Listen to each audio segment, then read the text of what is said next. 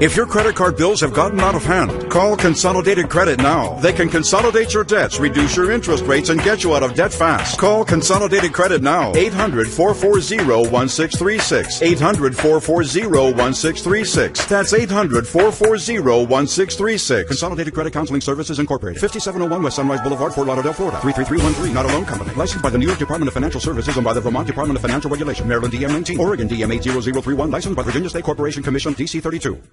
The Blaze Radio Network. On demand. Love. Courage. Truth. Any media source that is telling you today that ESPN has a double standard is flat out wrong. And I'll tell you why. It is your First Amendment right to call the president a white supremacist. It is your First Amendment right. You think that the president might be a racist, you should say something. ESPN host Jameel Hill took to Twitter this week and called President Trump a white supremacist who has largely surrounded himself with other white supremacists. Holy cow.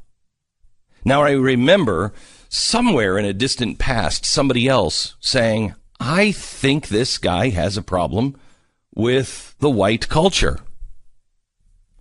That didn't go well. She didn't back down. In fact, she's doubled down. Trump is the most ignorant, offensive president of my lifetime. His rise is a direct result of white supremacy, period, end quote. Now, ESPN has neither fired her nor suspended her. They have a double standard. No, they do not. They gave her a very mild slap on the wrist. Now, what causes people to say that they have a double standard? Well, probably their clear-cut history at ESPN in handling these type of cases. Doug Alder, Anthony Federico, fired for ridiculous comments. One about guerrilla warfare, not the monkey, ape, gorilla thing, but guerrilla as a way of fighting in the streets. And the other was a chink in the armor. Both of them completely innocent. Or how about Kurt Schilling? He was fired for doing exactly the same thing, going on his personal private account and making a statement, a political statement. Now, here's the difference. Schilling's comment didn't fit the progressive narrative of ESPN. Hill's did. There's no double standard here. There's a double standard. No, there's not. ESPN is completely 100% consistent.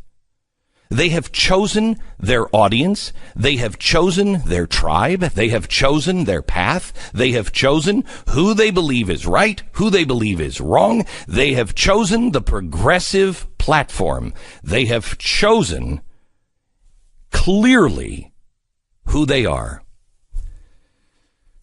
All media right now is going through massive disruption. ESPN is going to play for the audience that they want.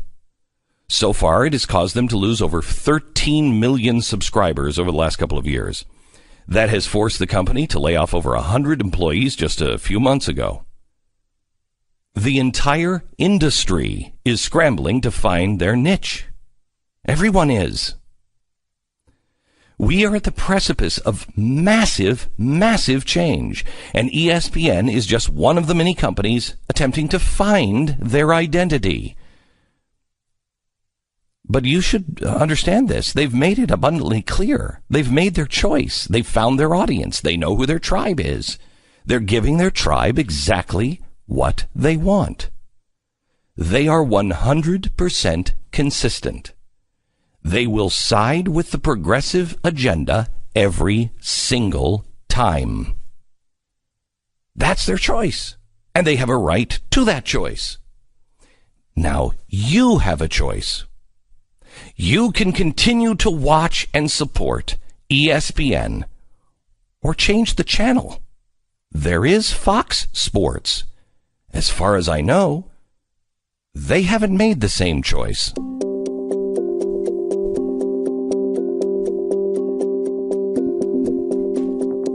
It's Thursday, September 14th. This is the Glenn Beck Program.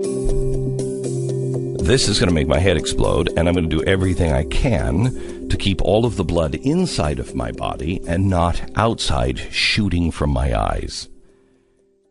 The Democrats today say that they have reached a deal with President Trump to protect the young, undocumented immigrants.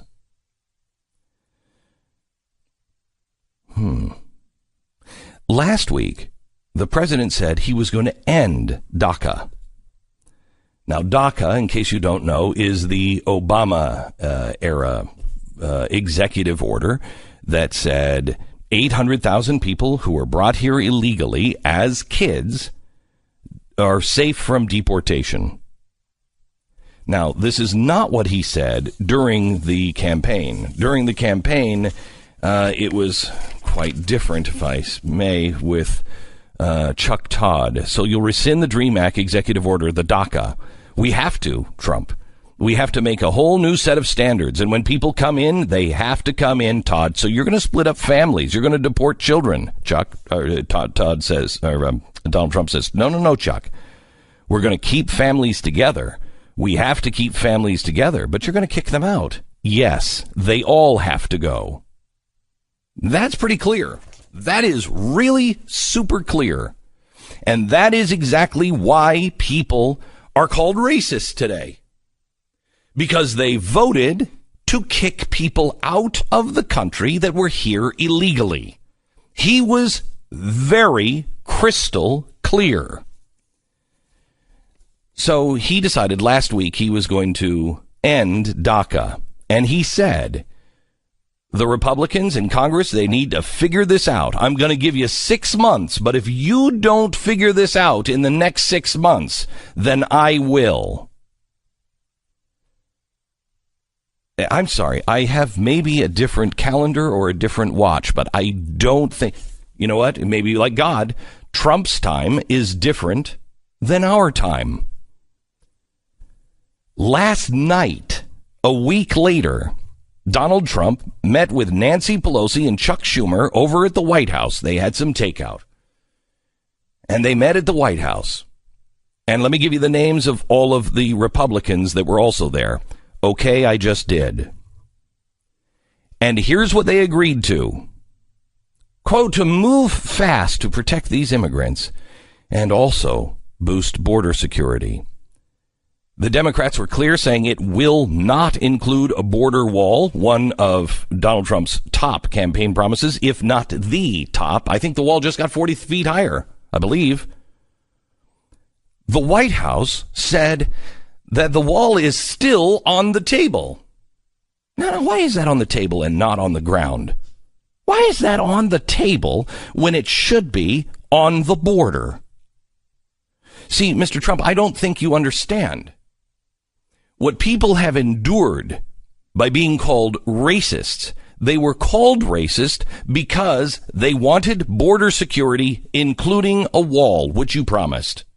When people like me pointed out and said, you're not going to build the wall, we were told, get on the Trump train. Why are you trying to hurt him? Why can't we all just get behind him? You want Hillary Clinton to win? No, I just want to tell you that he's lying to you. He's not going to build the wall. That was unspeakable. And so lives have been disrupted. Lives have been disrupted. People have sold everything that was precious to them because you said you would end DACA, you would deport the people who were here illegally, and you would build a wall. Last week, you reversed yourself, but you said Congress has to do this in the next 6 months. 6 days later, you broker a deal without a single Republican there with Nancy Pelosi and Chuck Schumer. But we're supposed to feel good that the wall is, quote, still on the table? Yeah, you know what else is on the table? Nuclear weapons. Are we going to use them? Probably not. When something is on the table, that means there is something to negotiate. You made it very clear there was no negotiation. You were going to build the wall, and Mexico was going to pay for it. Now, we happen to have the transcripts where you were telling the president of Mexico that don't worry about that. You're not going to pay for it. I just need you to kind of, massage the words. This is all about politics. No, Mr. President, this isn't about politics. See, this is something that some people did not believe. Some of us were so jaded that we thought a guy who was against all of the things you were promising just a couple of years before could not have changed his mind. He was just playing the ultimate game of politics. You just found a new way to play it. But you destroyed anyone who would say that about you. You made it clear, and you sent out your henchmen to destroy anyone who said, wait a minute, I think we're being fooled here. Now the wall is on the table. Where were the Republicans? Nowhere to be found. This is the second time in 2 weeks that he has sidestepped the GOP to work with Nancy Pelosi and Chuck Schumer.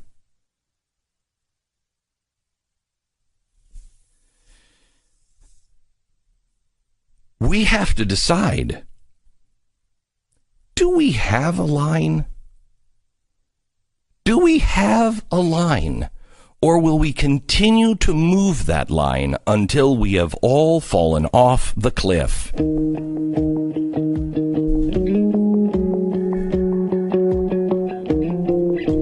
By the way, we should point out that the wall is not on the table according to both sides as it comes to this deal.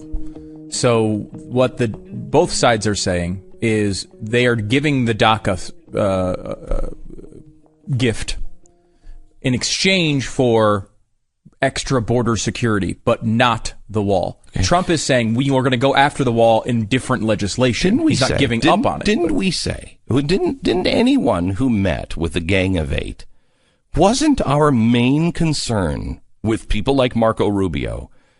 You're naive, Marco. You're working with these guys. They have no intention of, you know what? I will not talk to you about any possibility of pulling anyone and saying, well, there's a path to citizenship. I will never compromise that until there's a wall and strict border controls. And the reason why the wall had to be built was because the next president could come in and just say, okay, yeah, we're going to remove all of the officers of the Border Patrol. We demanded that finally something permanent was done. We demanded that. We refused to listen to this nonsense from anyone. Oh, yeah, you're going to trust Nancy Pelosi and Chuck Schumer? What deal did he make that he trusts, A, will actually happen, and B, what deal did he make that he thinks that is permanent? That somebody else, even him, cannot just reverse when he feels like it. I mean, I can't believe you see people making the case that Schumer and Pelosi should be trusted in a deal like this. Oh, my God. They're going to give us border security. Are they? Schumer and Pelosi are going to do that? Who's making that case? Oh, lots of people. Oh, my gosh. So, but the interesting thing here, I guess, is remember, this can be surprising to you, right? If you were a big supporter of Trump or you believed in the guy, this might be surprising to you. But you had to remember that Donald Trump donated to these people. This is not just like he loves these people. He signed a newspaper to Nancy Pelosi that said she's the greatest.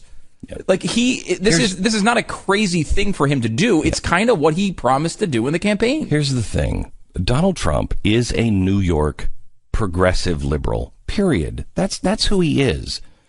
And I don't mean that as a slam or a smear or anything. That's just who he is. That's the way he was raised. That is just who he is. He has even said that. I grew up in New York. I lived in New York. I've done business in New York. It's just the way I think. Okay, I understand that. But when you are that guy, you've learned who you can work with and who you can massage and get things done.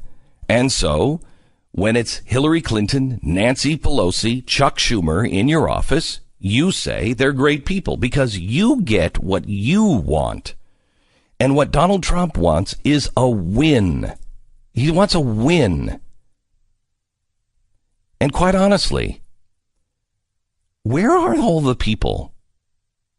Where are all the people who accuse me of saying, Glenn is just selling out. He wants to be friends with all these people on the left. I don't really care. I don't care. I honestly, this is sincere. I have really good friends, and I would love to have more friends. I don't have time for more friends. I really don't. I'm really a bad friend to the friends that I do have because I'm never around. I'm never available. I had promised somebody that we were going to go out. We're friends. That we were going to go out and double date. It has taken me 2.5 years to be able to do that. 2.5 years. I just did it last Friday. Went out with some friends. 2.5 years after I said we have got to get together. We finally got together. I can't handle any more friends. Where are the people that are saying he just wants more friends? Because quite honestly, this is the circle that he runs in. Nobody likes to be unpopular. Nobody likes to be that guy. Nobody. By the way, the headline today, Breitbart News. Trump caves on DACA, wants quick amnesty for 800,000 illegal aliens. Calling him on the front page, Amnesty Dawn. Steve King from Iowa. If the Associated Press is correct, Trump base is blown up, destroyed, irreparable, and disillusioned beyond repair. No promise is credible. Laura Ingraham, The Art of the Steal. This is the best comment. Let's hope that Pelosi and Schumer have misrepresented the DACA deal. That one is at least, I can live with that one. Sean Hannity, if reports are true, if reports are 100% true, I blame the Republicans. They caused this. They wanted him to fail and pushed him into the arms of political suicide, if true. It doesn't matter what other people say. You know what's right. You know what's wrong. It's time we stop pointing fingers. It's time we stop wishing that horses had wings and pigs were butterflies. They're not. They're not. Now, what are we going to do to get the job done?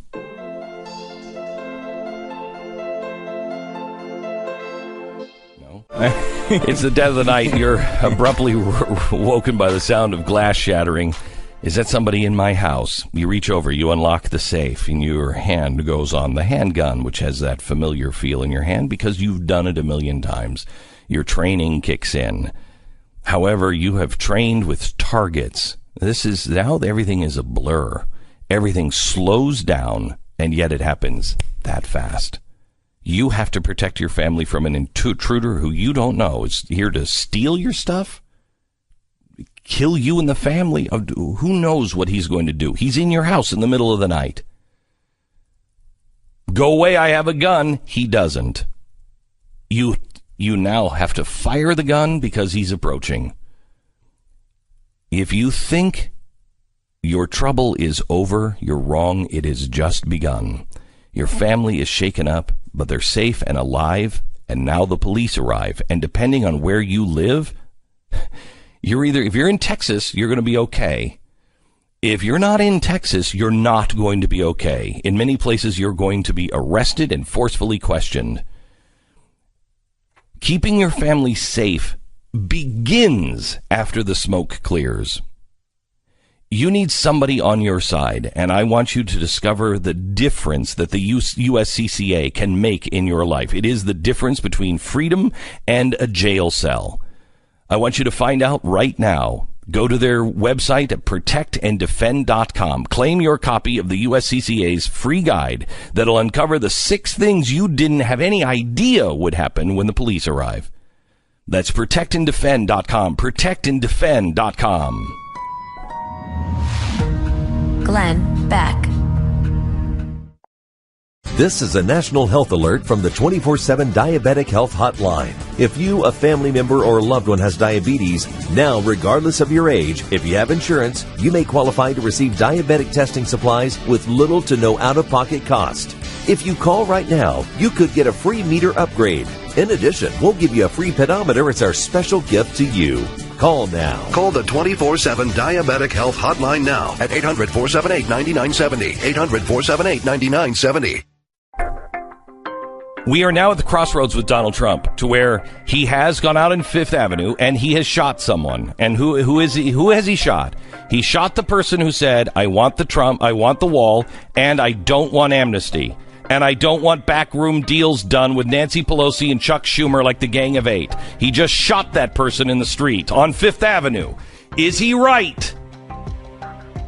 Will it matter to his supporters? So far, Breitbart, Drudge, Laura Ingraham, yes, it does.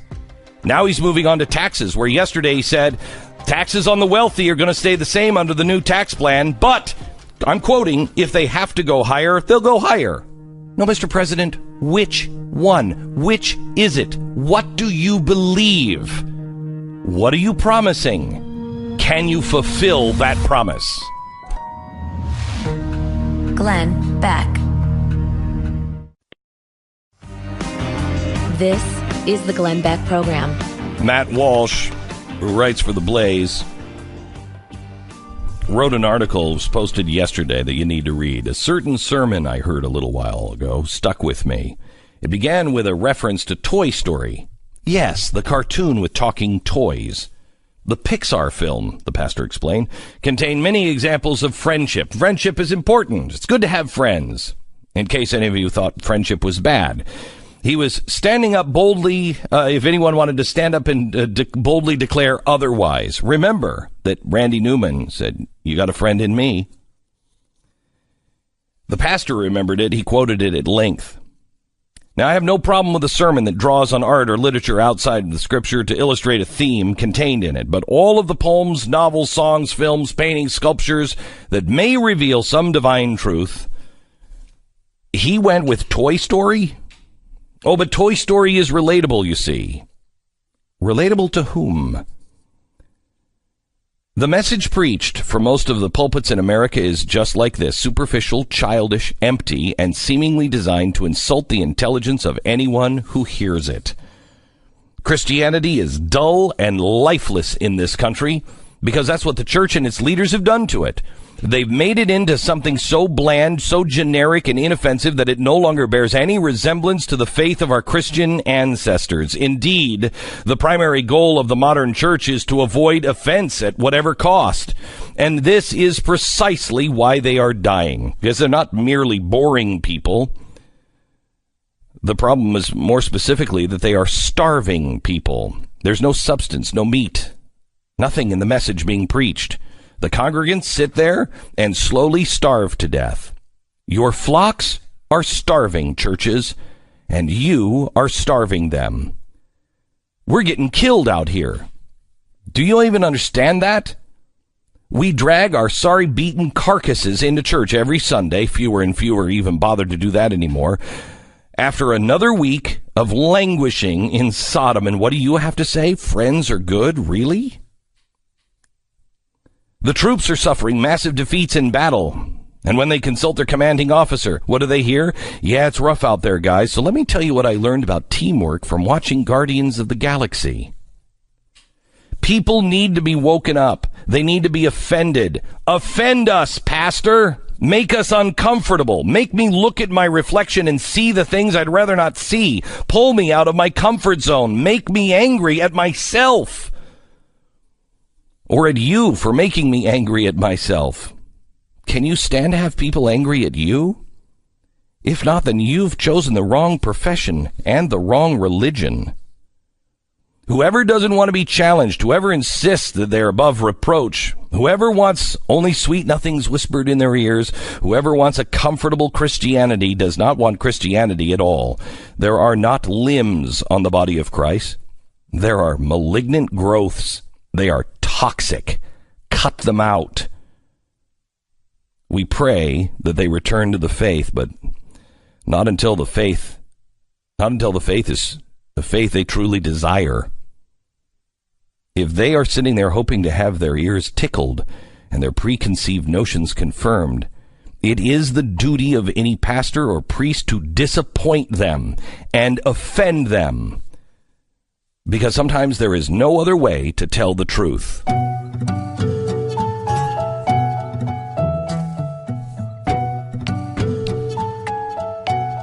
Matt Walsh is here. That article is at TheBlaze.com.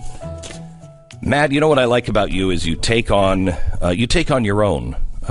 You're not pointing fingers at others. You're taking on your own faith, your own church, and I appreciate that, and making people uncomfortable. What is the future of Christianity? I don't think it has much of a future in this culture. If this is what we get, this is what strikes me when I go to church, and I know that, and I wrote that, and there were plenty of Christians who said, "Well, my pastor's great. I don't know what you're talking about," and that's fine. If you have a great pastor, great church, then good for you. You should be very happy for that and grateful. But to deny that this is a problem is absurd. We know that the faith is decaying in this culture. It's very clear. And you look at any indicator, starting with church attendance, it's lower than it's ever been. There's more atheists in this country than there's ever been. You just go right down the line, and it strikes me that, at least from my experience and from talking to people, that the main problem isn't that people are going to church and they're hearing heresy and blasphemy. Well, they're hearing that too, so that's a problem. But even more than that, it's not that. It's just this nothingness. It's just this. It's like you're going to church and the person talking to you doesn't understand, doesn't realize what century they're living in or who they're talking. It's like. It is a complete disconnect from, you walk in and it is completely disconnected from the world you just left, and not in a good way. Right. It's as if it could be 1950, it could be, 1800, it could be 2024. There's no connection at all to my life. It feels that way to me. Yeah, and to the struggles that we're. Yes, it should feel not disconnected, but it should feel like an oasis of sorts. Like you're in a safe place, a sanctuary is what they used to call it, and it's what's supposed to be. See, may I point something out to you, because I wonder if we're saying two different things, because I was just asked to be a part of the bishopric in my faith, and it's a lay ministry, so. And we're wrestling with this very thing. And I said, sanctuary, it needs to be a sanctuary for God's people to be able to come and be safe, and you can say anything. But, the name Israel itself means wrestle with God. God expects you to wrestle with him. He expects you to ask tough questions. He expects his people to say, wait a minute, hang on just a second. And what's happening is, I think our churches should be spiritual hospitals. I'm coming in there every day, and I need triage. Please help me. I need spiritual medicine all the time. And instead, what's happening is our churches are turning into some place that is either an entertainment center, or it is a place where all the people think that they're doctors, and they're talking about all of the other patients that they need to help. I think that's upside down. I think it's like churches today, or what's that dumb? Well, I didn't like it that much. That Robin Williams movie where he was pretended to be a clown for Patch Adams. Yeah. Okay, that's a weird peak reference to bring into this. Well, I'm saying people are dying, and so the doctor puts on a clown nose and makes them laugh, which is great. But they also need medicine. They need medicine. Yeah. It's like if I'm going to a hospital, it's great to make me smile, but also treat what's killing me. I don't want a doctor just comes in with. I don't know if you just watched the trailer of Patch Adams. Well, maybe I don't know. He was a very good doctor as well. Let's put this reference to the side. My point is, okay, all right. Doctors, churches are like what I've just imagined Patch Adams to be, which is. Let's ignore the actual cancer that these people have, what they're struggling with, and let's just make them smile or put them to sleep. So here's the argument, the pushback, because I've talked to pastors, and quite honestly, this is happening in conservative media. It's happening in liberal media as well. It's happening all over. No. But if I say those things, then I'll diminish the audience, or I'll diminish the number of people who are coming to this church, and then I won't have a voice at all. Where my feeling is, you're not going to have a voice at all anyway. You have to understand. You just keep going along. There's no. Why would anyone come to you when I can get it from watching Patch Adams, or I can get it from watching Toy Story? I need somebody who has something real, authentic, and eternally true to tell me that will help me next week. Right. Exactly. But nobody's doing that because they're afraid people are going to leave. Right, but there's no reason for that. You're not giving them anything that they need. There's no reason for you to exist unless you tell them the things that might make them leave. And I think that if we get to a point, it would be great in this country. Separate the wheat from the chaff. Let's figure out where we actually stand as Christians. So if every church operated this way and they got up and they told the unvarnished truth, and you had a church of 100 people and 98 of them get up in the middle of the homily or the sermon and march out, and you leave 2 there, well then great, because those are the 2. Those are the actual 2 Christians. Let's start there. Now we know how many actual Christians we have in this church. 2. Let's start with them. Let's build them up, give them what they need. And then maybe they can go out, because this is the whole point. They're supposed to go out into the mission field and go win back the other 98. But when you're not, so it's really the 2. It's the 2 that you need to kind of cater to. You need to give them what they need, because here's the problem. If you lose those 2, but you keep the 98, then you're done. You're not really a church anymore. You're just like they're leaves that will blow away in the fall wind. So going back to your story here on The Blaze, because this is interesting. Are you making the point that only they have to make sure they're making the uncomfortable points in any way possible and not skimming from that? Right. Or are you making the point that they shouldn't be making these points via the vehicle of Toy Story references? So hang on. Yeah, so that's an important question. Are you okay with a spoonful of medicine, a spoonful of sugar helps the medicine go down? Or are you saying that there's just nothing in those? If there's medicine, if there actually is medicine in it, but what we're getting is the sugar, but there's no medicine. So it's just sugar makes the sugar go down, which is great, but there's no medicine. Now, if it's a good way to diabetes as well. Yeah, that's a good way to get diabetes. Now, if you can figure out a way to use Toy Story to make some deep spiritual point that's going to satiate the deep yearnings of these Christian believers, then you're very talented and great. Go for it. And you have seen much more in Toy Story than I saw, because I've seen the movie many times and all I see is talking toys. But if you see something deeper in it, then great, make that point. But in my case, all he made was the point that let's make friends with people. Just put on the movie Toy Story and let us watch that. At least it'd be more entertaining anyway. Yeah, because Tim Allen, everything's in it. So because you made a point earlier about bringing the tough truth, right? And you have to make sure you're giving the tough truth, and you did that with an illustration of, a kind of an illustration of the trailer of Patch Adams. In a way, I think that made that's an effective way of making those points. If you can bring the truth through those vehicles, I don't necessarily mind it. Right. I will say it's a sad circumstance that Christians have to get that message through movies, and it's more relatable because of movies. Jesus spoke in parables. But I've actually, from the pulpit, and this made a lot of people very angry, but I talked about Willy Wonka and the golden ticket, and I tied it into a gospel. I know I tied it into a gospel message. I think it can be done. It can. If I'm talking about, hey, and by the way, you can lick the wallpaper on the way out. No, you can't. Yeah, it can be done and that's something. And you're right. Jesus used parables that were very simple to appeal to so that the people that were listening could understand it.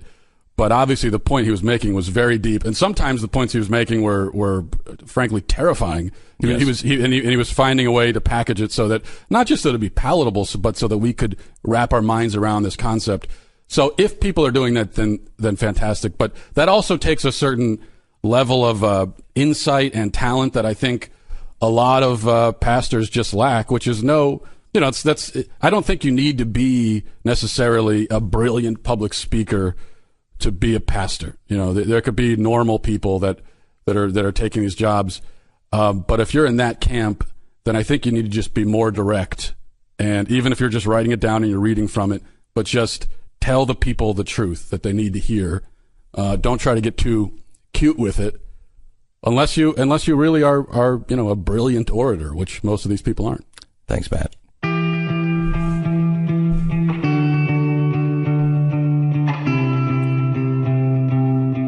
can read the story from Matt Walsh up at TheBlaze.com. And how many times a week are you doing columns on The Blaze? 2 times a week, and then I got a podcast. Nice. Yeah, the podcast is too. Great to listen to that as well. Matt Walsh. Thanks, Matt. Thank you. Here's a fact you should know. 80% of employers who post a job on ZipRecruiter get a quality candidate through the site within the first day. That is why ZipRecruiter is different, because you can go and you can post on 100 different sites, or you can use ZipRecruiter and it will take your job and it will post on all of the 100 plus different job sites with a single click. Then they have this powerful technology that goes out and looks for the people. They're not just waiting for you to respond or waiting for people to respond. They go out and they say, okay, here are the requirements. Let's go find these people. Unlike other job sites, they help you find the right candidate. And in most cases, it's within the first 24 hours. No juggling emails, calls to your office, because of the third thing. You can simply screen, rate, and manage all the candidates with ZipRecruiter's easy-to-use dashboard. That's what makes them different.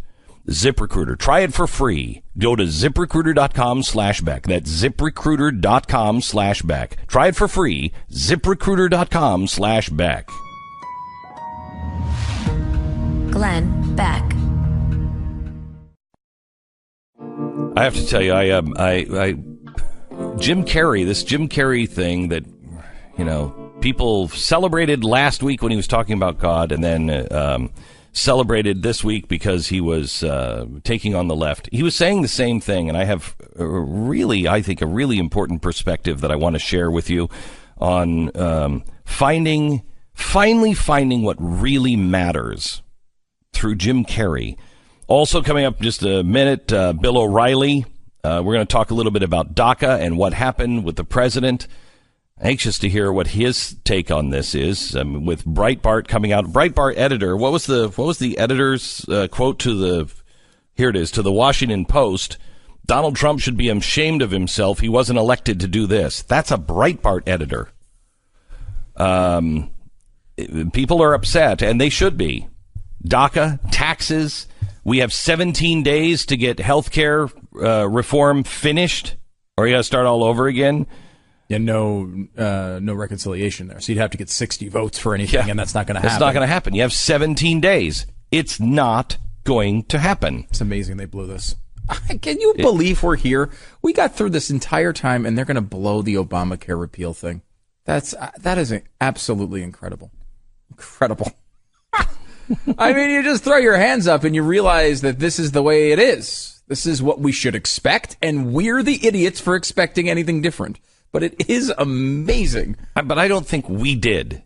I really don't think. There's a good portion of America that did not buy into it. We hoped, mm-hmm. We prayed, but we didn't think it would actually turn out any differently than it is. And I'm anxious to hear Bill's take on, could it get worse from here? Glenn Beck.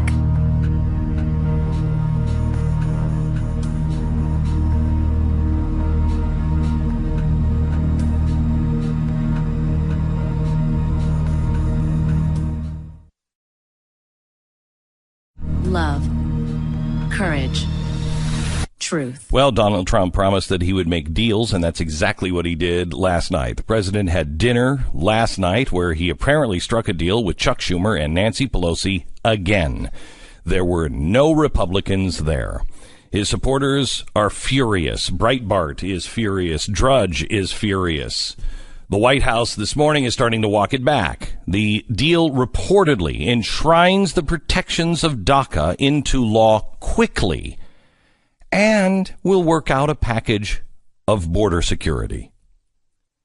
The deal does not include any funding for the wall. So here's what happened. The Democrats have achieved their policy goal of turning DACA into law. And the Republicans, what did we get exactly? Here's what we got. We got a commitment from Democrats to work on border security. On the positive side, if we are going to live by DACA, it is better that Congress passes it into law than being an executive program. That is the only positive I can find. To the deal, two things are true. One, making a deal is not bad if you get something good out of it. 2, Trump got nothing good out of this deal, at least that we know of. Because the Democrats are always going to promise, we're going to work on a border security package. We're going to work on a border security package. We're going to work. Yeah, they never do. The Republicans never do. We're expecting the Democrats to do it? A good deal would have included real immigration reforms, real border enforcement. Look at this from the Democratic angle. If Trump reverses himself, they get to call him cruel and paint him as the bad guy trying to hurt these young adults affected by DACA. If he instead keeps his word, they get their policy goal, and the GOP gets a promise to work together. You need to know this. Somebody's getting played. I don't know who it is, but I know for sure it is not Chuck, and it is not Nancy.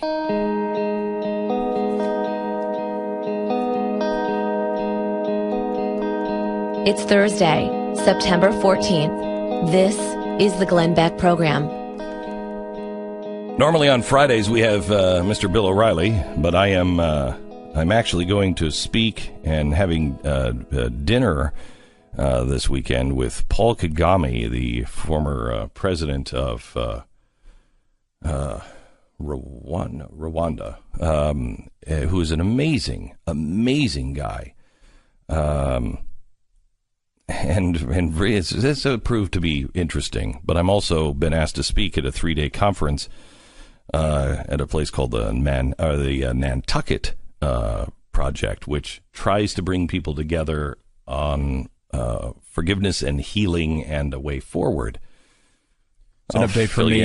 I will be having brunch with Garbanguli Berkmedvedov from Turkmenistan. Really? Yeah. Really? Next Wednesday, 10:30 a.m. Right. IHOP. Really? International. So it's an international pancake kind of moment. Mm-hmm. So anyway, Bill O'Reilly is with us today instead of on Friday, which he normally is. But I'm glad he's here because I want to talk to him a lot about the deal, making a deal with Nancy Pelosi and Chuck Schumer, and the spin that is going to come out of the White House now, and the spin that is already coming out from Nancy and Chuck. And where are we going from here? Welcome to the program, Bill O'Reilly from BillO'Reilly.com. You are so lucky to have me on this program today. You woke up this morning and I thought to myself, if I could only get more lucky, and then you were here. Because I am going to be able to define this so even you understand it better. Right, okay, go ahead. Talk down to me. You are very lucky. But first, I just wanted to give a plug because I'm having lunch with Ricky Buffin-Yachts. Are you really? Yeah. Wow. Who once traveled to Bolivia, and he wants healing. But hang on just a second. But he's not he didn't go there for any reason. He just went one time. He wanted to be healed, so he went. Okay, all right, good. I'm going to figure out if he was healed or not. All right, good, okay. So that's Ricky Buffin-Yachts. All right. Lunch with a rival. All right, Beck. All right, so now I have to now walk you through what's happening on DACA. Yes. Okay? All right. First of all, Nancy Pelosi and Charles Schumer want to destroy Donald Trump. Yes. Fact number one. Yes. Should I write this down? Will there be a test? Yes. Well, I'll have somebody else write it down for you because I know your handwriting. All right. Destroy. Got it. Fact number one. Pelosi, Schumer want to destroy Trump. Got it. Fact number two. They know the fastest way to do that is to get Trump's base angry with him. Right. Okay? All right. The quickest way to do that is to turn anger Trump's his base supporters against him. Got it. Okay. All right. So therefore, anything that Schumer and Pelosi say, yes, throw right out the window. Right. Okay. That's number one. No, that's number two. This would be number three. Number one was they going to try to destroy. No, okay, but number two. I'm in categories now. So we're in categories. So that's category A at 1 and 2, and now we're in category B. Right. Go ahead. All right. It's easier with the graphics next to you. Yes, go ahead. No one, including the president, knows how this DACA thing is going to turn out, because the Republicans have to write a bill. Very difficult for these pinheads to do, because that requires them getting out of the gym. All right? They have to actually go to their desk and write a bill. Right. They don't like that. Right. So they have to write a bill that says, all right, here's the new law that's going to cover 800,000 so-called dreamers, illegal aliens who were taken here by their parents, and they had no say about it. They came, and what are we going to do with them? Republicans write the bill. In that bill, could be anything. We don't know. All right? So Trump doesn't have any input as far as what's going to happen to the dreamers. It's all Congress. All right? And then the bill comes out, and Trump says, I like it or I don't like it. Are you with me? You still with me? I just want to make sure. You didn't give me a topic, but under A is, number one, they're trying to destroy the president. 2, fastest way to do it is anger his base. B, no one knows what's going to be in this bill because it hasn't been written. Under that, right. Point 1, Republicans don't like to work. Point 2, Republicans could write anything. They could write a bill that replaces Nancy Pelosi with a chicken. Right. I've got it so far. Okay. Go ahead. So good. Beck, you're really I know I am. I'm taking notes. The Pelosi Chicken Act, I'm behind that, by the way. Yes, I do. All of us, loyal Americans who want the best for our country, should stop now with the speculation, which gets us nowhere, and wait until this bill comes out. Now, it is worthy that you and other commentators tell President Trump what you would like to see in the bill. Okay, this is what I think we did during the election. Okay, well, no, because the Dreamer thing is a little bit more complicated. No, it's not. Here's what I believe the American people were actually saying, beyond all the hyperbole and everything else. This is what the American people were saying during the election. Look, that is a really complex issue. I don't know what to do. I don't want to hurt people. I'm not a racist, but I want border security. So I'm not. Hang on. Wait a minute. Wait a minute. No. You're going over ground that is inevitable. So it's inevitable. No, it's not. That the Republicans will put some kind of stringent border security, maybe even a Sank City thing, in the bill. They have to, and they will. That will be there, Beck. Do not worry about that. But there are other things that are going to happen. Number one, Trump does not want to deport these dreamers. That's obvious. He doesn't want it because he has to expand his base a little bit, and the polls overwhelmingly show that Americans are open to a fair deal for these people, these kids who were brought here. So he's not going to deport 800,000. That's not going to happen. So when he said in interview after interview after interview, yes, they're all going home. Well, I don't. When he says that, he doesn't think about the dreamers. See, no. It was no. It was specifically about the dreamers. We checked the audio. It was specifically. You have the audio that Trump said dreamers. You are have going the home? yes. Well, it's an NBC article. We'll get it here. I'll get it for you in a second. But go ahead. All right. No, you don't have to get it from me. I believe you. Okay. All right. I believe you. Okay. All right. So that's not going to happen now. It's not. All right. He's not going to deport 800,000, and I'll tell you why. Because I told this to him to his face in an interview. The courts would block that until the year 2099. Yes, you're right. Okay? Yes. Thank you, Beck. Yes. So everybody knows it's not going to happen. So let's stop the BS and get a fair bill that would strengthen border security and anarchy and eliminate anarchy in the United States about illegal immigration. So I have to go back here. So has the last 2 years of us saying little Marco is making a deal with Chuck Schumer and the Gang of Eight, and there's no amnesty. Mark my words, there's no amnesty. It will not happen. All of that, hang on. I know you're just clearing the throat, but that means you're about to talk. Hang on. So the last 2 years of finger pointing and actually being the catalyst to have half of the country point to the other half and say, what a bunch of racists you are. You're completely unreasonable. You are lumping everybody in the same boat. All of that division, all of that hatred, all of that was for what purpose? For what purpose?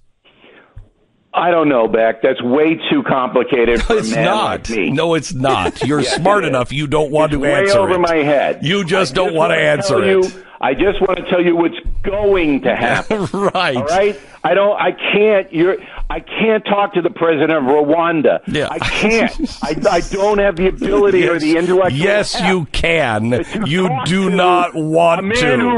who ran Rwanda. Right. I can't. That's your job. All right. Here's what's going to happen. All right. There will be some compromise. Trump has already strengthened the border to a degree that we haven't had ever. Yeah. Ever. Yeah. All right. All So of if you're all a of the Trump hater, he's already done that. All of the Republicans, with an exception of maybe Kasich, all of the Republicans, the 17 that he destroyed because they would make a deal with Nancy Pelosi, they were for amnesty, they were for the Gang of Eight, they weren't going to, you can't believe them that they're going to build a wall, that they're going to do that. All of them would have done, with the exception of John Kasich, exactly what he has done so far without the division and the hatred and the pitting against each other. Beck.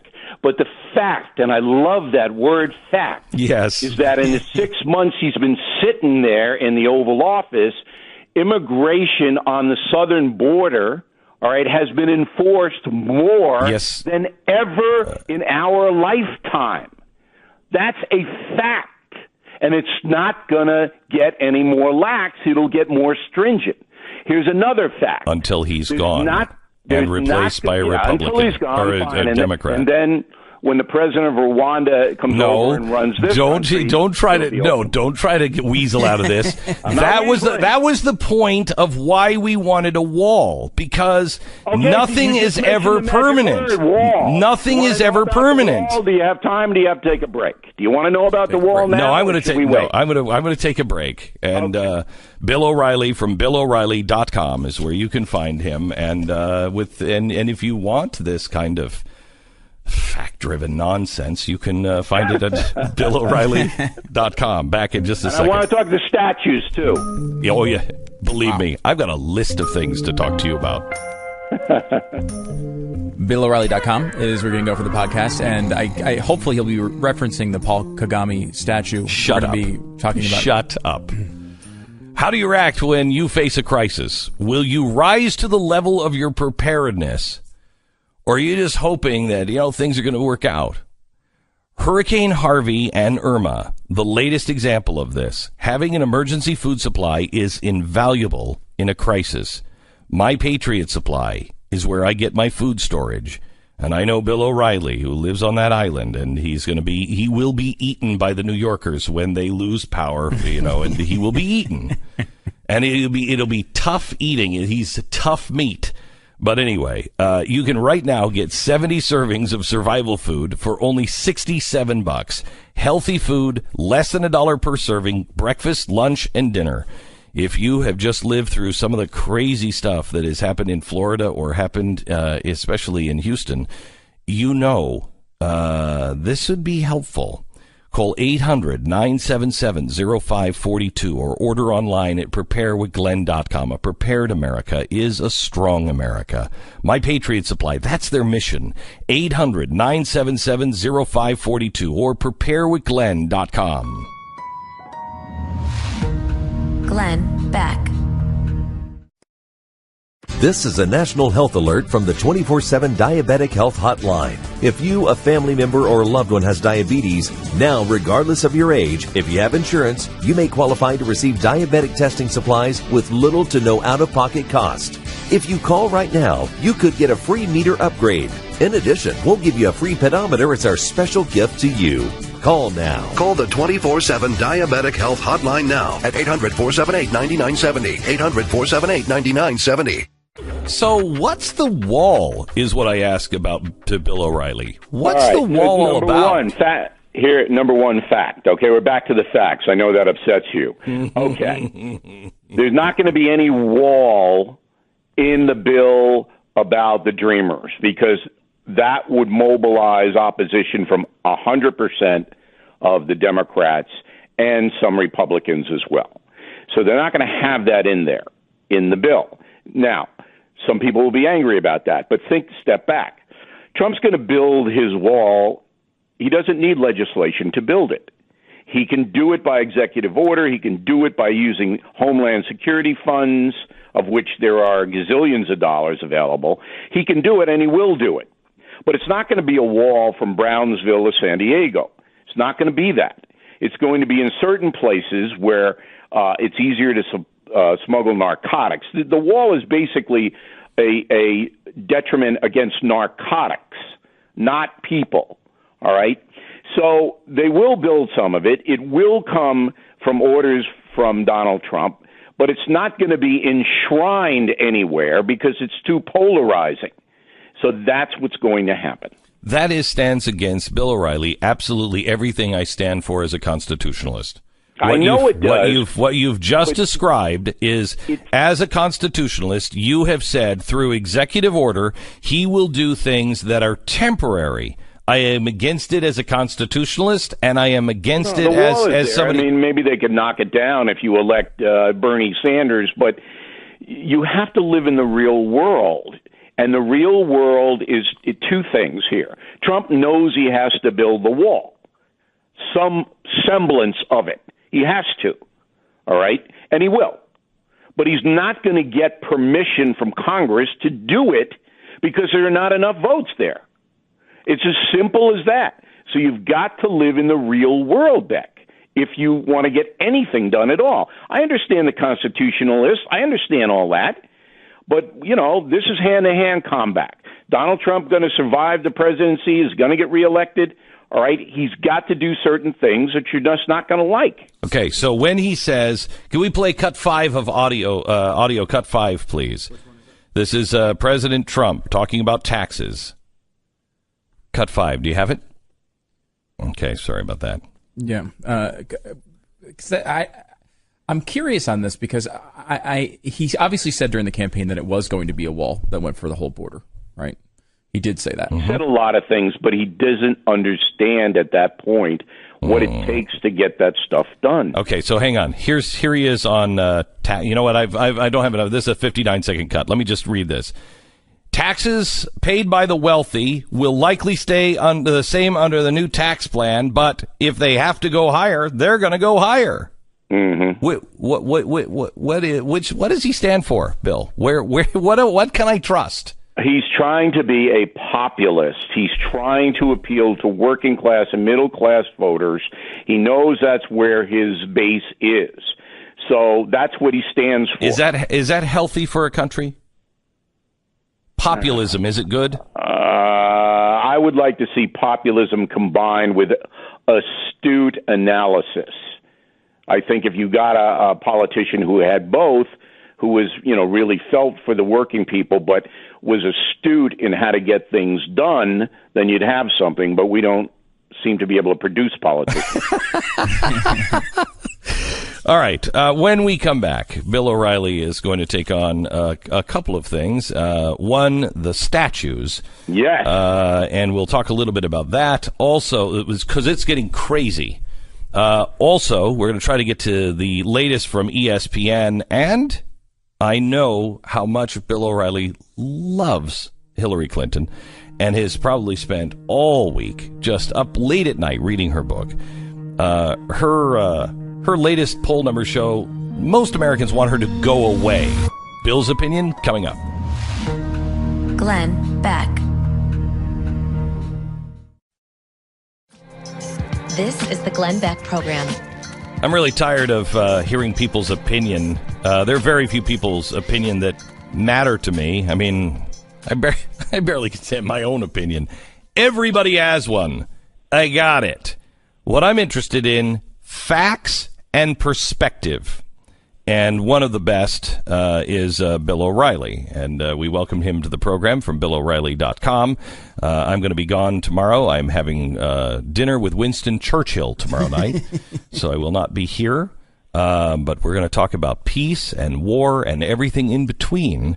And I'll give you a report on that on Monday. But Bill O'Reilly, give me the facts on what's happening with the statues. All right. I think you and I are of one mind on this because very early on, after Robert E. Lee's statue was the subject of that incredible controversy in Charlottesville, we both said it's not going to end with Lee.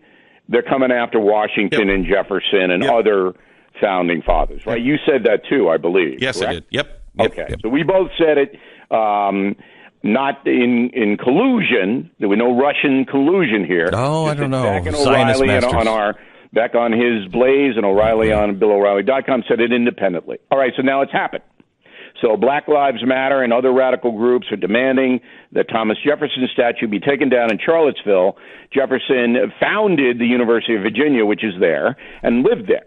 Okay, so this plays right into my wheelhouse because I have a book coming out Tuesday called Killing England, The Brutal Struggle for American Independence. Shut up. Right. It's like I thought if there is a way I could get Bill O'Reilly to talk about his book. Way. Yeah. This is a legitimate way. Because I write about Thomas Jefferson, Shut the man. up. Shut the up. man, what he did about in slavery, and he had slaves and how he behaved. You know, and his whole life. Bill, can I ask you a question about Thomas Jefferson? First of all, how do we get the word out that Thomas Jefferson led the fight in Virginia to try to be able to release his slaves?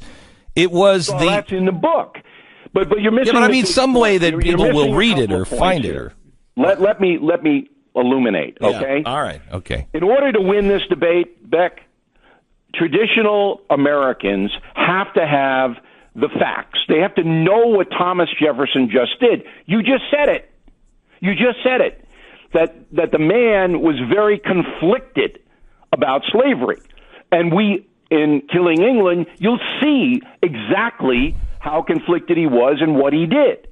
And the other actions that led to our independence. Hang on just a second. I don't think he was. I mean, he's the guy who said, because I know God is just, I tremble for my country. That was about slavery. He agonized about the line, all men are created equal. Yes, he did do that. He agonized about he did. it because he said we're not including African Americans. Yes. So if you read the book, he's a conflicted man on the issue, okay? But the overarch of what he did, what George Washington did, because they're going to come after Washington, he was a slaveholder too, is amazing, and you got to know that in order to ward off the far-left kooks. Now, why are they doing the statues? Here's what it's all about, Beck. It's not about the statues of Lee or Jefferson or Washington or any of that. It's about undermining the entire Constitution of this country. The far left believes that we are a nation founded by white supremacists, okay? And that our Constitution reflects that. So we got to do away with that and have a new Constitution. That's what this is all about. That you run down the founding fathers, you run down the philosophy on which the country was founded, and you replace it with a socialist manifesto. Now, you're going to say, oh, O'Reilly, you're the conspiratorialist, this, that. No. This is exactly the conversations that are taking place within the precincts of Black Lives Matter, the Antifa movement, and some in the mainstream media who sympathize with that. Now you can segue into Jemele Hill, the girl on ESPN, the woman on ESPN, okay, who tweets that Trump is a white supremacist and he's surrounded by them. Okay, now, you got a question about Hill? Yeah, well, I just want to, I didn't want to transition there, but I mean, all of a sudden I lost control of the show. So right, I'd like to go back to the Star-Spangled Banner, and the fight on slavery. It is incumbent upon each of us And Bill is true, and it kills me to promote his stupid frickin' book. But he is right, and his book does cover this. And we need to know who these people were. When it comes to the Star-Spangled Banner, the 5th stanza is all about slavery. When our land is illuminated with liberty's smile, if a foe from within strike blow at her glory, down, down the traitor who dares to defile her flag of stars in the pages of her story, by the millions unchained, who our birthright have gained, we will keep her bright blazon forever unstained. Yesterday they went after Francis Scott Key. This is revisionist history, and it has to stop. Well, it's only going to stop if the people rise up. No, if the people educate. Afraid to do this. I think you're wrong on that. I think it will only happen when the people educate themselves. Okay. Then they will rise up. You rise up with education and you're effective. Yes. You rise up with emotion and you don't know anything. You're not effective. We are only slaves to, we are slaves to lies right now. We are slaves to others who are manipulating us because we have not done what every slave, as soon as they became free, the first thing they did was try to get an education, try to learn, try to read. We're not doing any of it, and we're chaining ourselves, and we are going to be slaves of some other master if we don't educate ourselves. Well, that's very well said. And, again, I'm lucky in the sense that when I wrote Killing England, I didn't have any idea that within a year, the Antifa movement and the socialistic movement would be as intimidating as it is now. But I'm glad I wrote the book. It's almost a miracle, because if you want to know who Jefferson, Washington, and Benjamin Franklin actually were as people, and you read the book, you'll know. Jeez, and then you can fight off. Book? So you can fight off the forces of darkness because they're coming. All I wanted to do was talk about ESPN. And now he's just going on. So now, hang on. Here's the question on ESPN. The big thing on ESPN is everybody's saying they've got a double standard. No, they don't. This is the same standard. You will fire anyone who has a non-progressive big government view or a small government view, and you will cheer on and excuse anyone who has a progressive PC pro-big government view. They're completely consistent. Well, they've destroyed the network. Yes. All right. So ESPN is a shadow of what it used to be, and it's not coming back. All right. So that's number one. And the reason is people watch that network for sports, not to have somebody like Jamel Hill accuse the president and his cabinet of being white supremacists. They don't watch for that. MSNBC should hire the woman, because that's what they do. So okay? Bill, have you ever heard anybody ever even question the president and his relationship with race? So in other words, have you ever heard anyone say things like, I think this president may be a racist. I think this president may have a deep, dark, unsettled feeling about white people. You ever heard anybody say that? Because I remember somebody did, and they questioned what the intent was, and it was heralded as the biggest mistake on planet Earth. How dare you ever question that? And now somebody at ESPN can say not question, but to make the statement he's a white supremacist, and everybody's fine. Well, not everybody's fine. There's a big, big controversy about it. I don't think the woman should be fired. On the left. Although not on the left, because they concur. Yes. But they fired Kurt Schilling, and he is did the same thing. Conservative. Right. He did the same thing. It was a little bit more, because Schilling had an illustration of a transgendered person that was pretty offensive, I would say. I don't remember it exactly, so I'd have to go back and look. They could have suspended him, and they could have brought him back, but they don't. They being Disney. Disney runs, and a lot of people don't know this, Disney owns ESPN. Right. But Disney doesn't have, as you pointed out, any respect for the conservative American thought process. But I wouldn't fire the woman. I don't think that's the right way to handle it. I think that you basically say to her, you don't really know what you're talking about, with all due respect, Ms. Hill. All right? This isn't what's going on here. And the fact that you believe it is, you're entitled to that, but you're in a position of responsibility, particularly with younger African Americans, and you're really abusing that because you can't back that statement up. You can't back it up. And what you're doing is you're denigrating the country, just like Colin Kaepernick did. And, if people object to that, their views are just as viable as your views.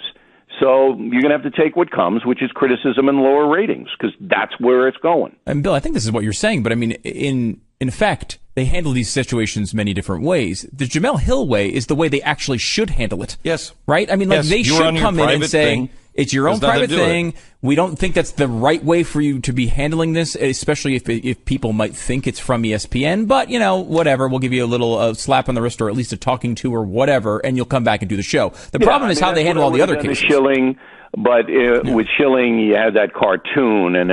But, you don't even have to go to Schilling. You really don't have to go to Schilling. Chink in the armor. The guerrilla warfare. The guerrilla warfare. Mm-hmm. I mean, there's two people that lost their jobs for phrases that have nothing to do with race. And they went crazy, and it's well, there's no doubt there's a double standard, there's hypocrisy all over the place. But I think that traditional Americans who believe in fairness have to rise above the hypocrisy. And you know what? Here's what you do: you just don't watch. You just don't watch, and that's going on now for years. They've been bailing out of ESPN for years. And other networks that are not honest or are doing something that the folks deem offensive, don't watch. I will tell you this: if you really want to make an impact, you don't watch, of course.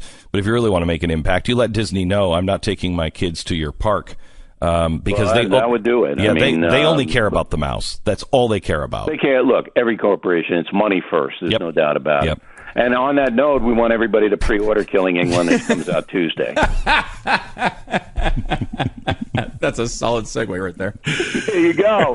Bill, do I have to endure this again on Tuesday when it comes out? And next Friday. I don't know if I can do 2 times a week. All right. Well, we'll get you some oxygen, and we'll do what we have to do. No, believe me, there's enough air in here, hot air, when you're around. I don't need any more. Bill, good to have you. Thank you. We'll talk to you again. All right. Thanks for having me in. You bet, buddy.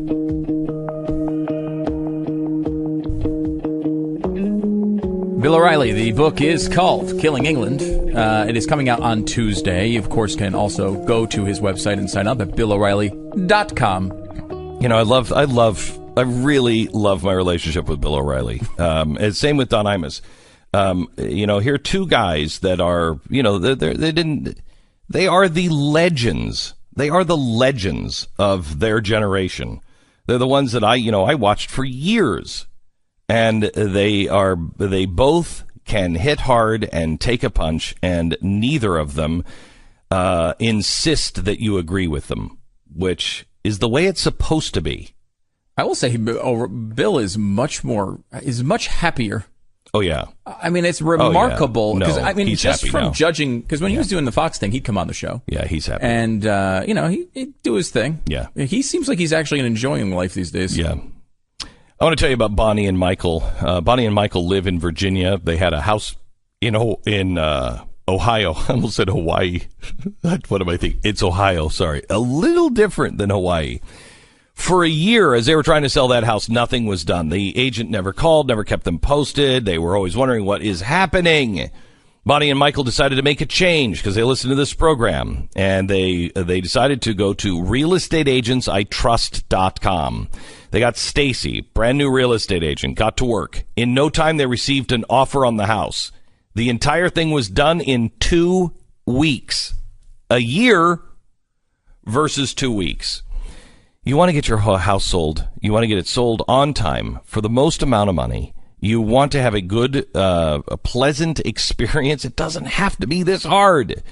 realestateagentsitrust.com. They're going to help you find a great real estate agent in your town. Thousands of people have already put this to the test. It's realestateagentsitrust.com. realestateagentsitrust.com.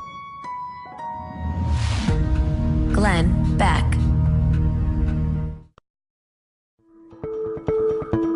Ben Shapiro is in Berkeley tonight.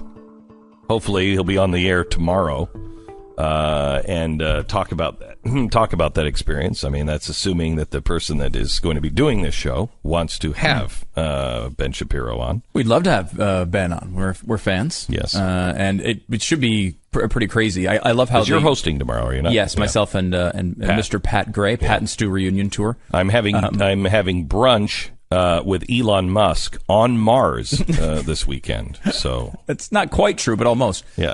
I'm amazed to see the way they've been have you seen the reports about the Mars part is, yes, the Ben Shapiro thing? They're saying Berkeley is bracing for a speech from Ben Shapiro. Now, Ben is a really smart guy. And he can be a surgeon with his words, but he is not a scary individual. They are bracing for the violence that is coming from Antifa because Ben Shapiro is going to mention lower taxes or something. It's crazy. Because he is really not. He's a guy who doesn't raise his voice. No, he does not throw bombs around. He just states facts. I love Ben Shapiro because he's just fact driven. He's like, no, that's not the way it is. It's this way. It's this way. It's this way. And the left just cannot handle it. I'm torn because they want to burn Berkeley down to the ground. Oh, I mean, okay. I mean, if that's what you want to do. Okay, I guess. Glenn Beck.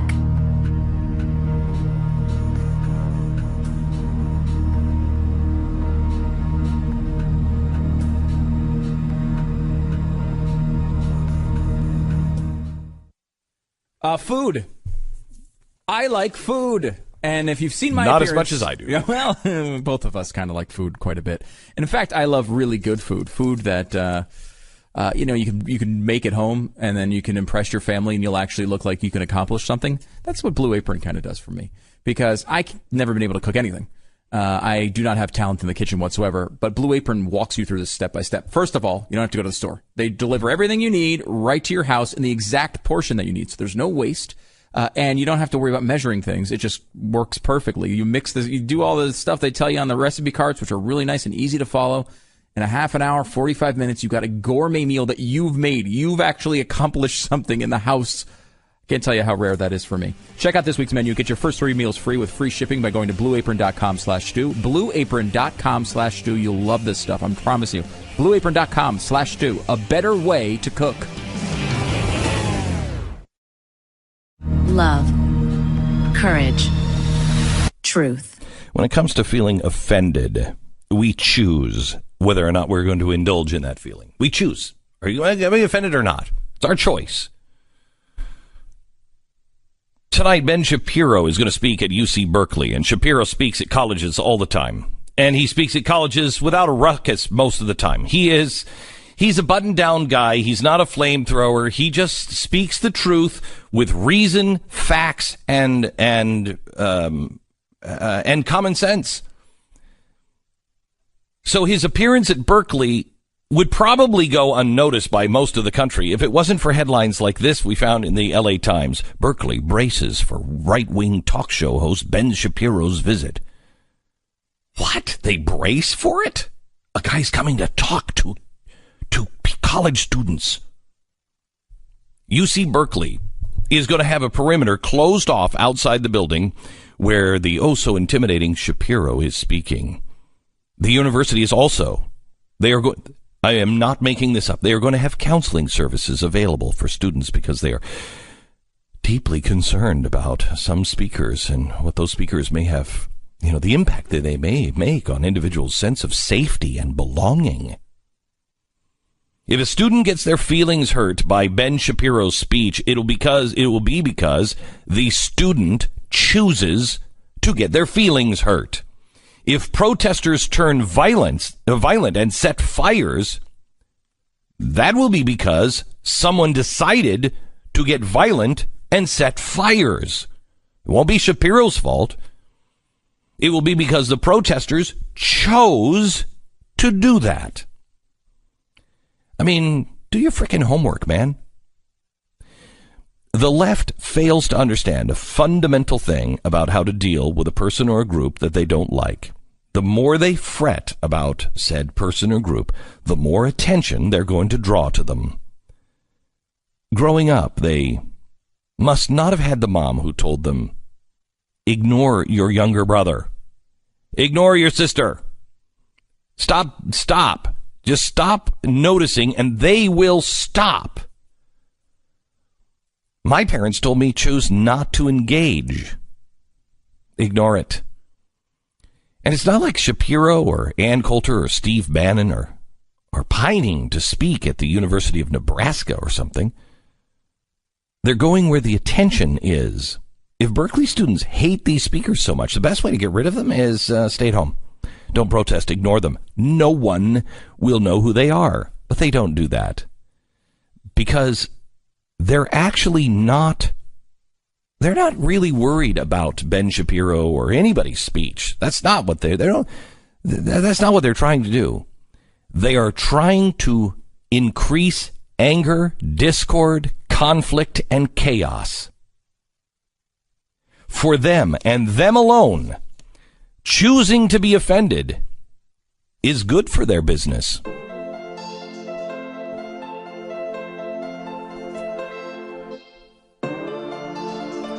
It's Thursday, September 14th. This is the Glenn Beck Program.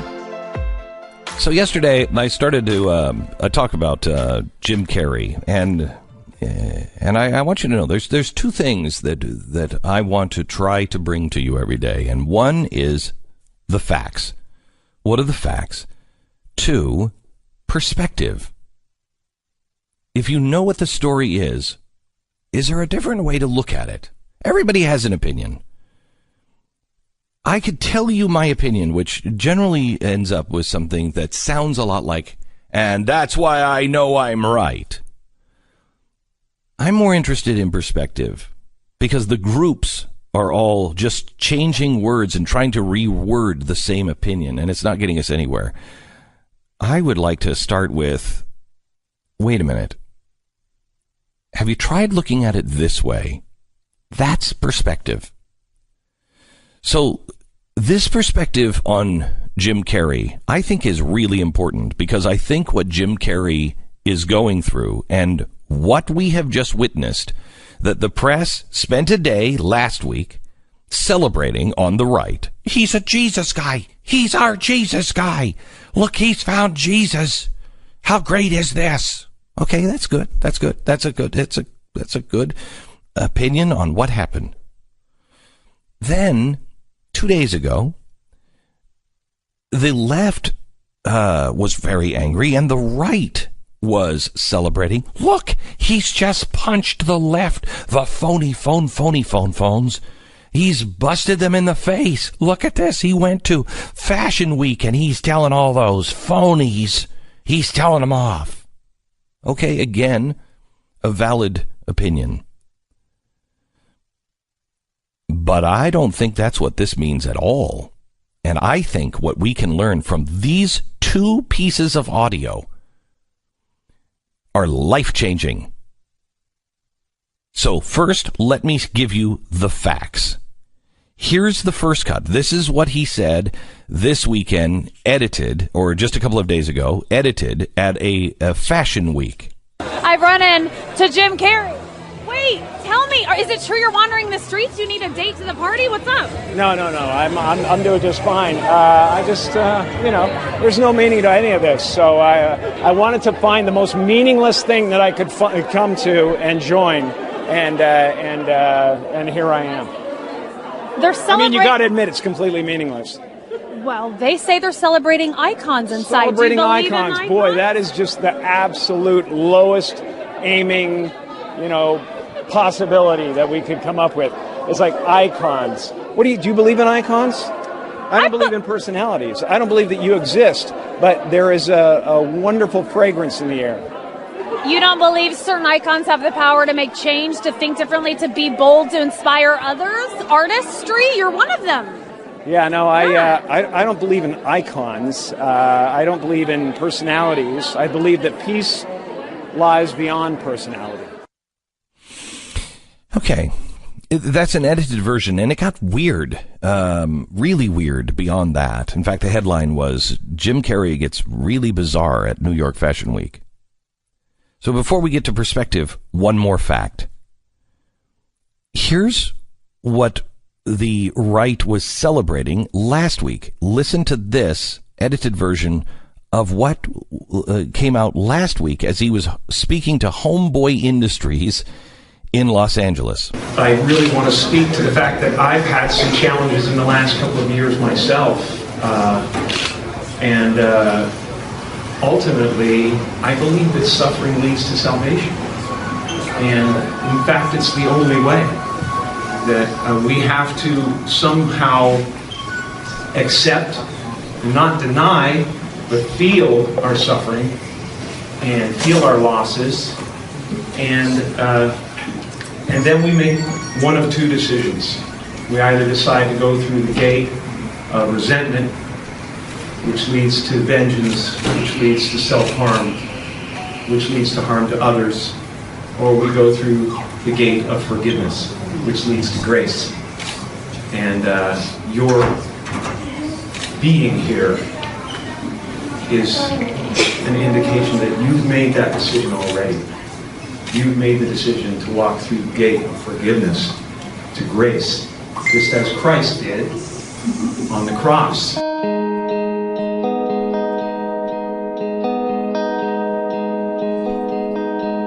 So now perspective. What the hell just happened to Jim Carrey? I thought he was the pet detective guy. What? Who is this guy? Is he crazy at Fashion Week? Or has something happened to him? If you look at both of these side by side, you will see all of our futures. And he said there, you have a choice. Just like Berkeley has a choice today. Let him speak. Let him speak and move on. Or let yourself give in to anger and violence and hatred, and it will be destruction.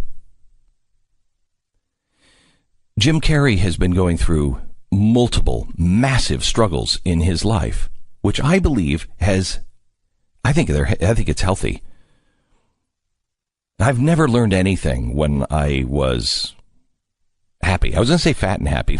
I'm fat now, and I seem to be learning a lot. So when you're content, you generally don't learn a lot. It's when you have real struggle in your life that you learn.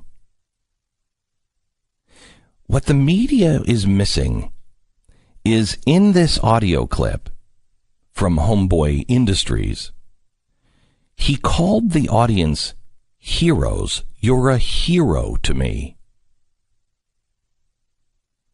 Who is he talking to?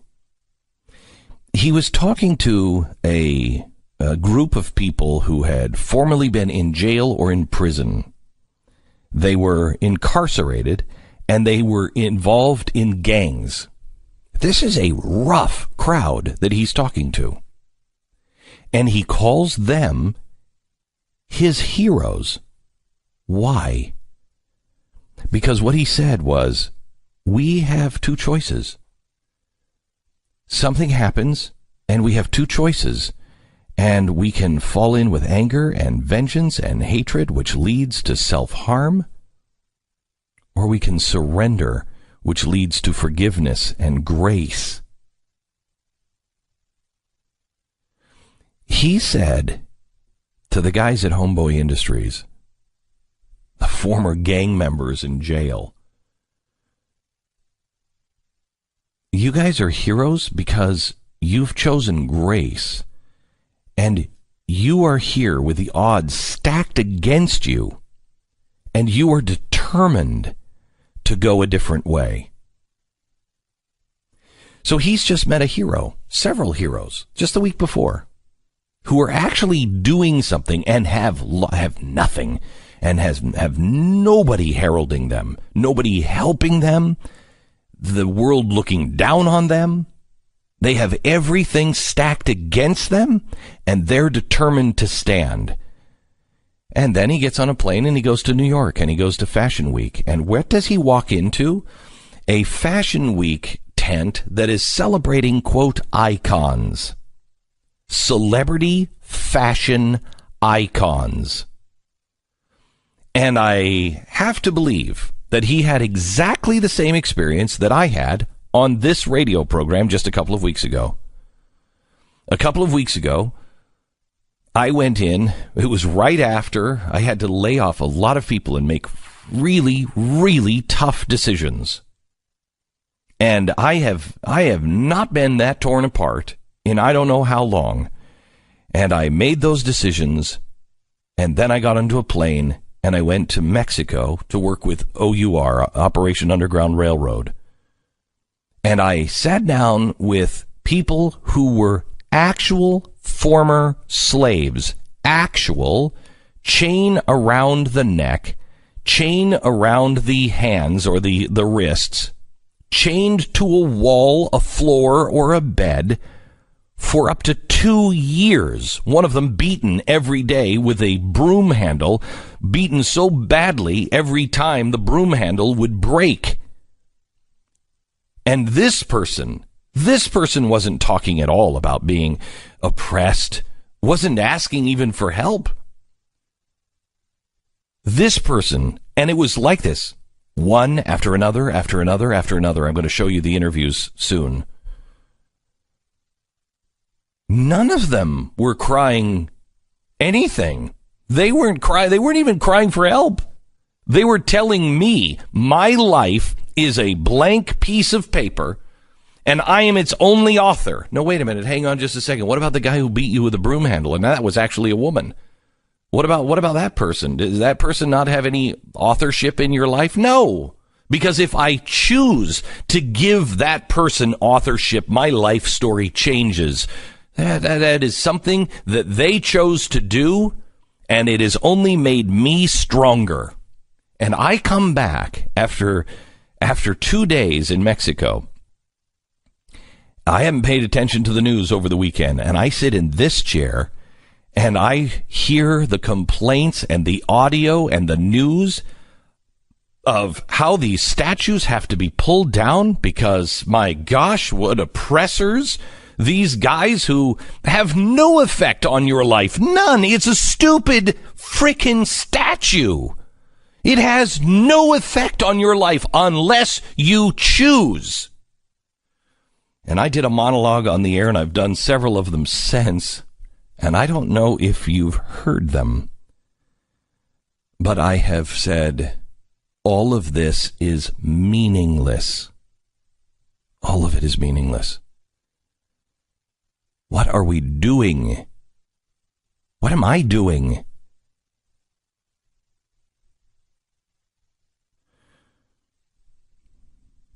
You know what got me there?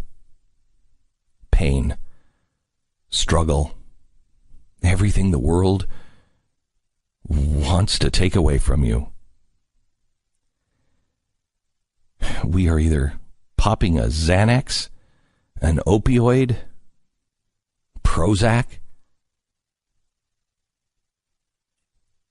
We're escaping through hatred.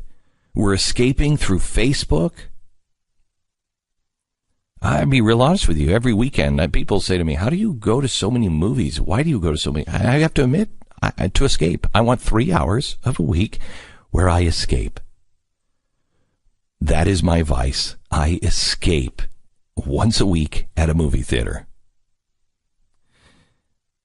We all have a choice. And I think Jim Carrey has made his choice, and everyone in the media has missed it. And that is, I choose a different kind of hero. I choose a hero who has actually seen suffering and has seen the worst of the worst, and now is not asking for a handout or anything else, is choosing to stand. And they're going to author their own story. That is a life worth living. That is an icon.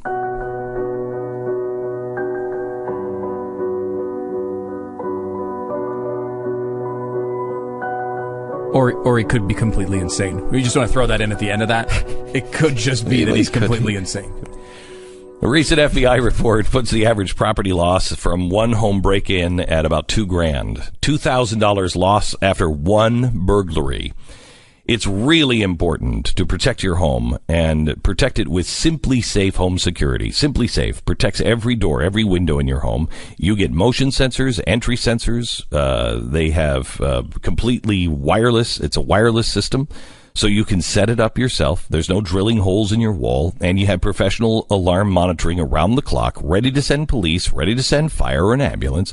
That's $15 a month. $14.99, $15 a month. And there's no contract. So you want it this month, but you can't afford the $15 next month. That's okay. You just call them up. I don't need it. Simply Safe. Go to simplysafebeck.com. It is the new way, the right way to put home security into your home. Simply Safe. You could also find it at Best Buy, so you could have it, set up and installed in your home tonight. You find it at Best Buy, or you can get 10% off by going to simplysafebeck.com. That's simplysafebeck.com. Glenn Beck.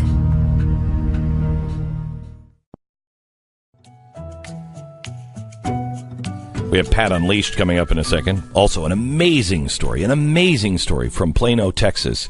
One that just fell by the wayside. It's a really big story. Any other time in my lifetime, it would have been a really big story.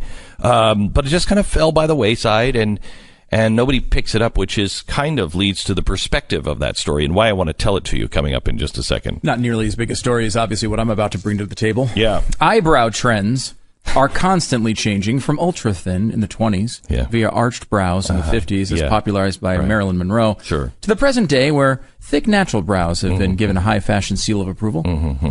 Yet don't even get us started on the latest brow raising trends. Monobrows.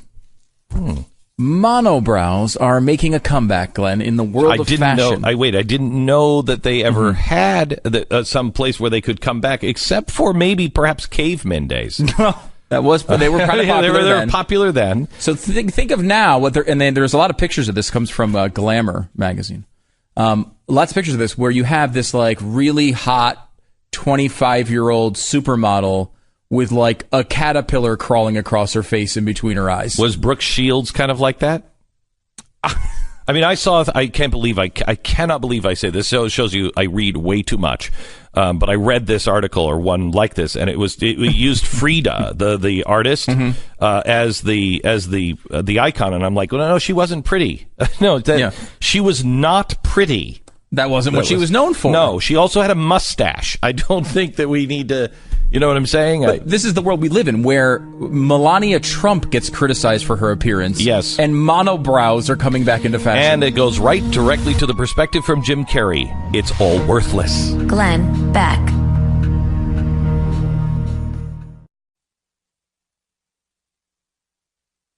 This is a national health alert from the 24/7 Diabetic Health Hotline. If you, a family member, or loved one has diabetes, now, regardless of your age, if you have insurance, you may qualify to receive diabetic testing supplies with little to no out-of-pocket cost. If you call right now, you could get a free meter upgrade. In addition, we'll give you a free pedometer as our special gift to you. Call now. Call the 24/7 Diabetic Health Hotline now at 800-478-9970. 800-478-9970. You're listening to the Glenn Beck program. So if you live here in the Dallas-Fort Worth area, on Sunday night, you might have been cleaning up. The kids are in bed, and you're just cleaning the dishes and putting things away as you're getting ready for Monday. And maybe the TV was on, and the 10 o'clock news comes on, and you might have heard a report that talked about a shooting in Plano, Texas. Plano, 8 people shot and killed after someone opened fire at a home. Plano is a suburb of Dallas. It's a big city growing. It happens, right? For most people, I think this story slipped by unnoticed. Just another violent incident, part of living in a big city. But by Monday afternoon, while everybody's attention was elsewhere, the Plano police chief, Greg Rushin, made an announcement that was pretty shocking. It wasn't just a homicide. It was a lot worse than that. A total of 9 gunshot victims discovered at the residence. We were probably all so busy that you didn't hear that press conference the next night, and you didn't really think that one through. Was also pronounced deceased. The story was about a 27-year-old woman named Meredith Lane, and she was hosting a Cowboys game, a watch party at her house. She had bought the house in 2015 when she was married, but her and her husband aren't together. They had filed for a divorce. She asked for the divorce about 2 months ago. It was a normal night in Plano. It was a beautiful night. I mean, people were out barbecuing. People in Cowboys jerseys were around and going in and out of the house. There was laughter. There was the cookout. It was typical during a Cowboys game here in the Dallas area. Then, as the sun started to set, just down the street from Lane's house, a woman named Crystal Sugg, she stepped outside of the nursing home where she works. She needed to take a cigarette break. She decided to go take a long, slow walk, smoking on her way. Well, as she was walking, she barely even noticed the man and the woman standing in front of the house up ahead. She didn't know that it was Meredith's house. She didn't know who those people were. She could tell that they were arguing about something, but she was too far away to make out what the pair were saying to one another, and it got louder, and their gestures became more intense. She was beginning to feel a little uncomfortable, kind of eavesdropping, still not knowing what they were arguing about. But she watched them from a distance for several minutes, when the woman suddenly turned and went back into the house, and the man followed directly behind her. And that's when Crystal saw that he had pulled out what she thought was a rifle. She said everything after that accelerated. She saw the man's rifle, and she started running back towards the nursing home. Behind her, she heard heavy gunfire. She said 30 or 40 rounds. She heard screaming coming from inside and out around the house. She made it back to the nursing home, immediately grabbed the phone and dialed 911. The other neighbors, hearing the same stuff, did exactly the same. Now, the smell of burgers and chicken on the grill was overpowered close to the house by the smell of gunpowder. It didn't take long before the first police officer arrived at the scene. He didn't exactly know what he was walking into. When somebody is actively taking people's lives, and we know that we have to get in there immediately as quickly as possible. He knocked on the door, went inside, and there was more gunfire in the house.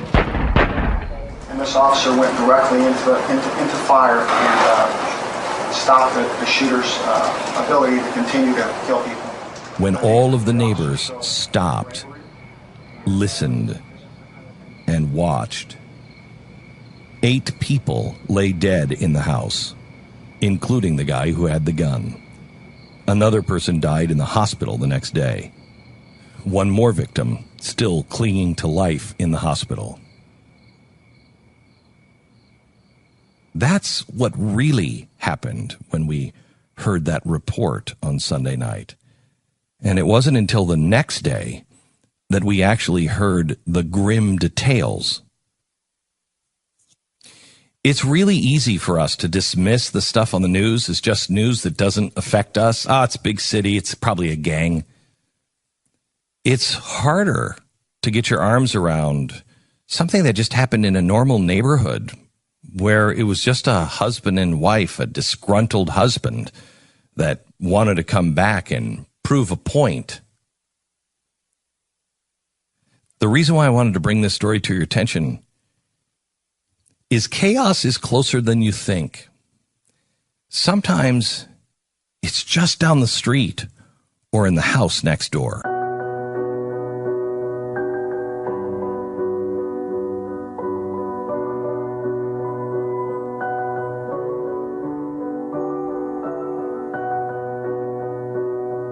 Yesterday, number 11, so I think it's number 1 twice. Number 11, a podcast at iTunes was... That's exactly what that means. Is that what it is? Yeah. Is Pat Gray Unleashed, who does a radio program and television program. I'm number 11. I'm number 11. I'm number 1 twice. I'm number 1 twice. I'm number 1 twice. He does a television program, follows this on the Blaze Radio and Television Network, and we invite you to see it at theblaze.com. Perhaps people should subscribe to that podcast on iTunes? Is that how that works? I don't know. I've not heard of this iTunes thing of which you speak. But I guess a podcast there doing well is a big thing. So, welcome, Pat. Thank you. You guys hear about this story, the McDonald's employee who went into the bathroom and had a baby at McDonald's? Oh. And may I remind all McDonald's employees should wash their hands after having a baby in the bathroom. It's a really good safety tip. Thank you.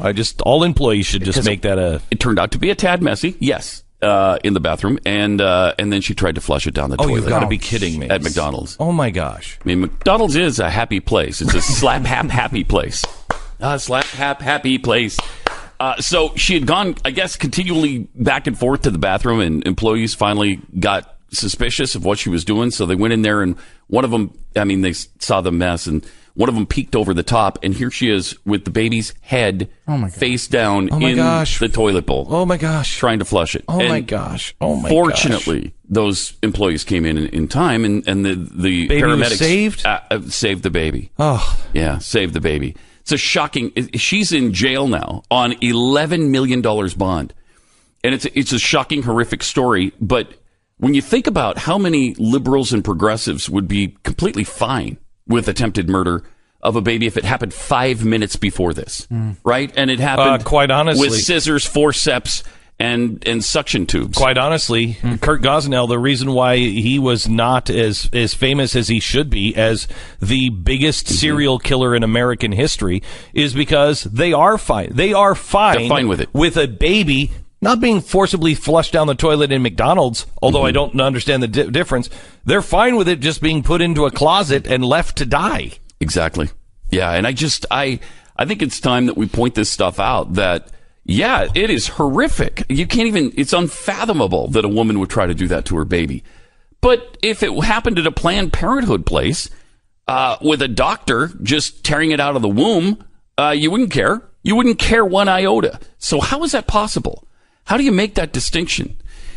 Then you go to OkCupid, who's now allowing people this month to get together in groups celebrating abortion. Oh, my God. This month. They all stand with Planned Parenthood. It's people who stand with Planned Parenthood and abortion. Isn't OkCupid a dating site? Yes. What does that have to do with a... Well, Stu, there's nothing sexier than a shared cause. And I got to tell you, man, that sounds like what they really say. That is what they said. It's nothing sexier than a shared cause. Oh my gosh. And you can just kind of imagine sitting in the living room, the Barry White is playing. You got the champagne chilling. Hey, baby. The lights are dim. He said, baby, tell me about that time you had that fetus sucked out of your womb.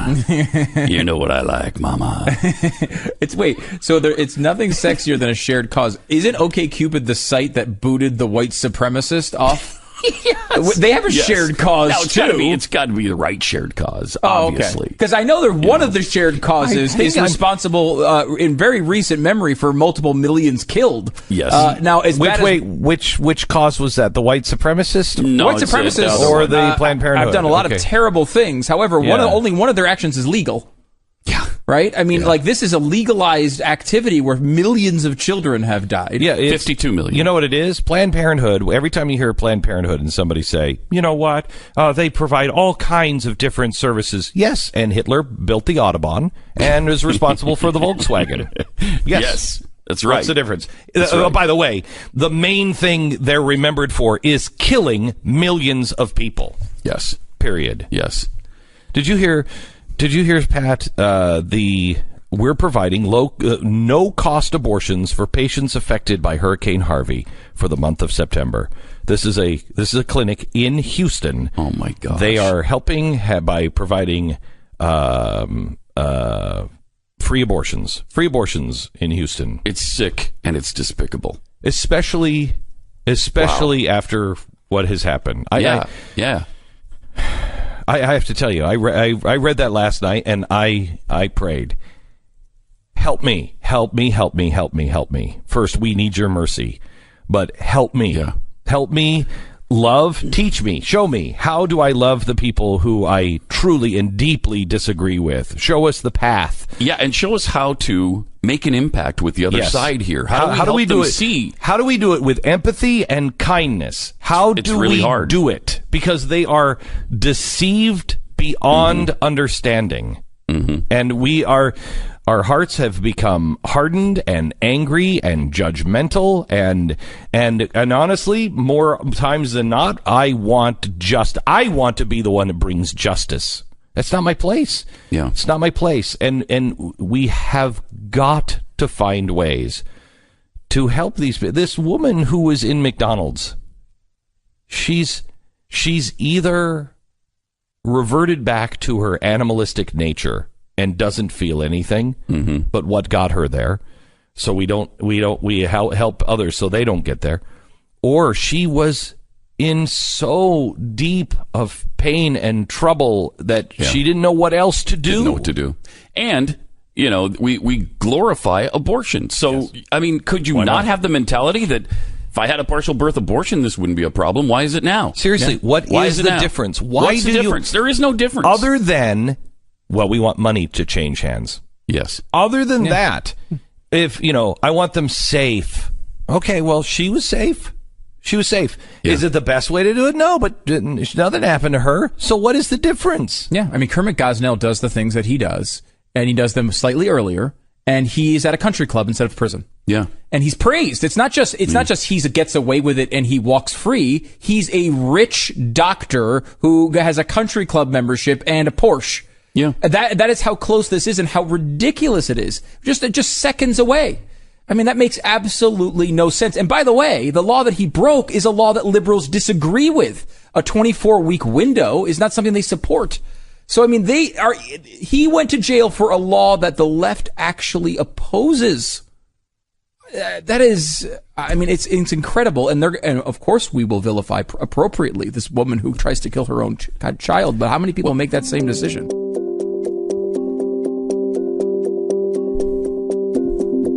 Pat Gray Unleashed coming up in just moments on the Blaze Radio and TV networks. You can subscribe to, I don't know, the podcast on iTunes. And, you can. You listen live. If they keep subscribing, will you be number one 3 times? Like 111? Like 111, yes. Okay, good. Yes. Okay. Make it go up to... No, that would be... Oh. Oh, no, that would be 3, because I was going to say it's 30 if he was 33. That would be... He'd be number 3 times. But number 1 3 times would be... 111. You're right. Yeah. You're right. Let's just make you number one time. Number one stop time. being so greedy. Stop hogging. Okay. I want you number one time. I could go along with that. All right. So anyway, the podcast hour, or you can subscribe to The Blaze, theblaze.com, and help us pay some bills here and actually be a part of it. It's great fun, and we have a lot of great stuff coming for you. Pat is one of the first steps, and we're thrilled that he is doing so well. Number 11 yesterday on podcast day number 3. So thank you for that. We have a very resilient country, but right now we're experiencing a lot of pressure points. Last week, North Korea tested a hydrogen bomb. Doesn't that seem like a million years ago? Houston was hit by Hurricane Harvey. That was 2 weeks ago. 2 weeks ago. Now 6 million Floridians still without power.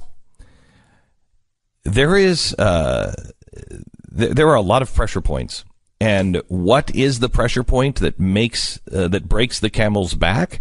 I don't know. We were talking about Bitcoin earlier today. Bitcoin has fallen from 5,000 to, 3,500? Yeah, about 3,500. And the thing with Bitcoin is that is either all or nothing. That's either going to be worth something or worth nothing, because it doesn't have any intrinsic value. It's not even real.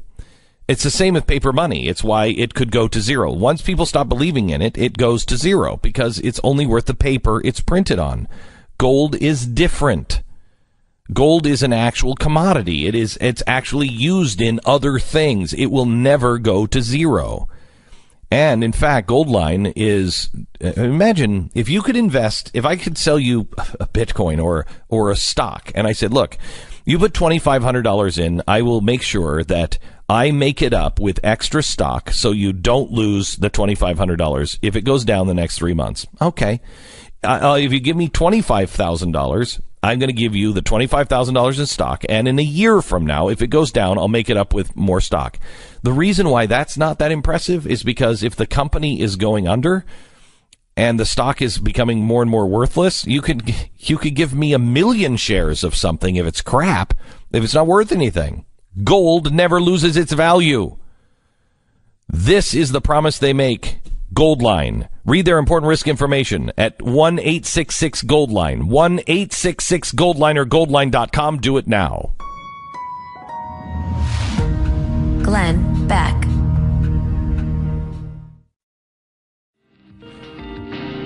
Well, yesterday, 2 statues were defaced. One was Francis Scott Key. The other one was a Catholic saint that was beheaded.